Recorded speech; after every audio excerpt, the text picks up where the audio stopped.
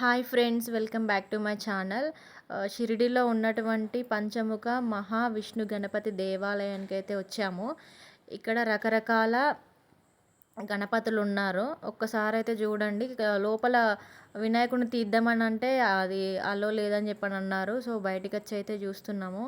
ఎవరెవరు స్పాన్సర్స్ చేశారు, వాళ్ళ నేము ప్లస్ ఏ స్టేట్ నుంచి వెళ్ళి వచ్చినాయి, ఎక్కడి నుంచి వచ్చినాయి ఏందనేది అన్నీ ఇక్కడ మెన్షన్ చేసి ఉన్నాయి. ఇది షిరిడీలో ఉన్నటువంటి హెచ్పి శర్మ స్పాన్సర్ చేశారు. కొంచెం ముందుకైతే వెళ్తే ఇక్కడ చూడండి, హైదరాబాద్లో రామా మోహన రావు అతను స్పాన్సర్ చేశారు. హైదరాబాద్లోనే ఒక్కొక్క ప్లేస్లో ఒక్కొక్క టైప్ ఉంటారనమాట. అందరు గణపతులే. ఇది ఒకటి యుఎస్ఏది ఉంది చూడండి, సాయి మహిమ గణపతి. యుఎస్లో అలా ఉంటారు గణపతి.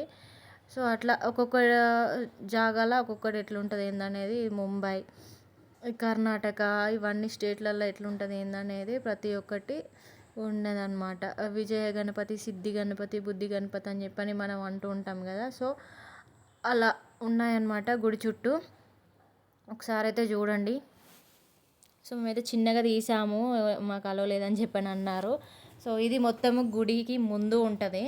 ఇంకొంచెం లోపలికి వెళ్తే గుడి లోపల ఒక 2-3 టెంపుల్స్ అయితే ఉన్నాయి. ఫస్ట్ టైం కదా, సో మేమైతే విజిట్ చేద్దామని చెప్పి అయితే వెళ్తున్నాము. సో ఇదైతే ఎంట్రన్స్. చిన్నగా సాయిబాబా టెంపుల్ ఉంది ఇక్కడ, అక్కడికి అయితే వెళ్తున్నాము. ఇంకా లోపల కన్స్ట్రక్షన్ కరెక్ట్గా లేదనుకుంటా. చూడండి, ఇక్కడ ఆంజనేయ స్వామి ఉన్నారు, అక్కడ కన్యకా పరమేశ్వరి అంట. ఇక్కడ సాయిబాబా అయితే ఉన్నారు చూడండి. మేమైతే లోపలికి అయితే వెళ్తున్నాము. సాయిబాబా చూడండి ఎంత బాగుందో విగ్రహం. సో మేము ఇక్కడైతే దర్శనం అయితే కంప్లీట్ అయిపోయింది. మాకు చాలా ప్రశాంతంగా అనిపించింది, చాలా పీస్ఫుల్గా ఉంది. విలేజ్ కదా, ఎంత అంటే అంత బాగుంది. ఇంకా చుట్టూ కొబ్బరి చెట్లు ఉన్నాయి. ఒక్కసారి అయితే చూడండి ఫ్రెండ్స్.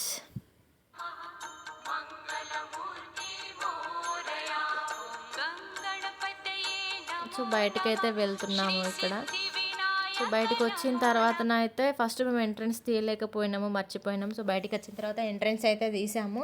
సో ఇది ఎంట్రీ అయితే ఇక్కడ ఉంటుంది. మేమైతే ఒక ఆటో తీసుకొని అయితే వెళ్ళినాము. ఒక 6 ప్లేసెస్ చూపిస్తా అని చెప్పి అన్నారు ఆటో అతను. 400 రూపీస్ ఛార్జ్ అయితే చేశారు. సో ఇది ఫ్రెండ్స్ ఎంట్రన్స్. ఇటు నుంచి అయితే లోపలికి అయితే పోవాలి. సో ఎండ బాగా కొడుతుందని చెప్పేసి స్టార్ట్ అయిపోయినాము. ఆ పక్కన ఉన్నదంతా గోధుమ పంట. బయట ఎండనైతే బాగా కొడుతుంది. ముందైతే ఇక్కడ షాపులు ఉన్నవి కొబ్బరికాయలు తీసుకోవడానికి. సో మేమైతే స్టార్ట్ అయిపోయినాము. ఇంక ఇక్కడ నుంచి కొంచెం ముందుకు వెళ్తున్నాము. అన్ని గోధుమ పంటలు అయితే కనిపిస్తున్నాయి, కొబ్బరి తోటలు కూడా ఉన్నాయి.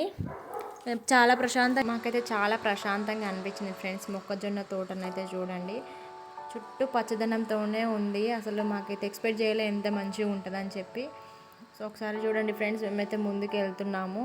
ఇది ఒక తోట, ఇది ఏం తోటనో అయితే తెలియదు, ఎందుకంటే ఆటో స్పీడ్ వెళ్ళిపోతుంది కాబట్టి అంత స్లోగా అది వేయలేకపోయినాము.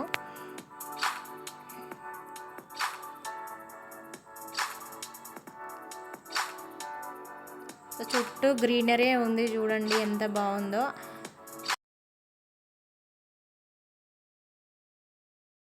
ఇక్కడ ఇల్లులు చూస్తే పక్కనే తోటలు అయితే ఉన్నాయి. సో వాళ్ళు ఇల్లు కట్టుకొని పక్క పొంటి అట్లా సెట్ చేసుకున్నారనమాట. సో గ్రీనరీ అయితే చూడండి ఎంత మంచిగా ఉందో. చుట్టూ పొలాలు, మధ్యలో ఇల్లు, అంత బాగుంది.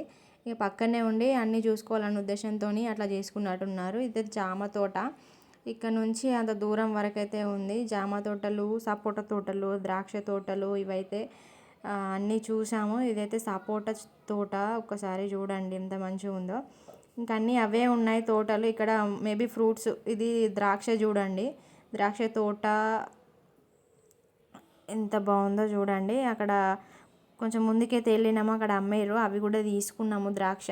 సో ఇక్కడ ఫ్రూట్స్ అయితే ఎక్కువ పండిస్తారని చెప్పని మాకైతే అర్థమైపోయింది. అండ్ మన ఉల్లిగడ్డలు, ఉల్లిపాయలు ఇవి కూడా ఎక్కువనే పండిస్తారని విన్నాను, అవి చూసినాను కూడా. ఇక ముందు అక్కడ వచ్చిన తర్వాత ఒక టెంపుల్కి అయితే వెళ్ళాము. ఇది ఎంట్రన్స్ ఇక్కడ.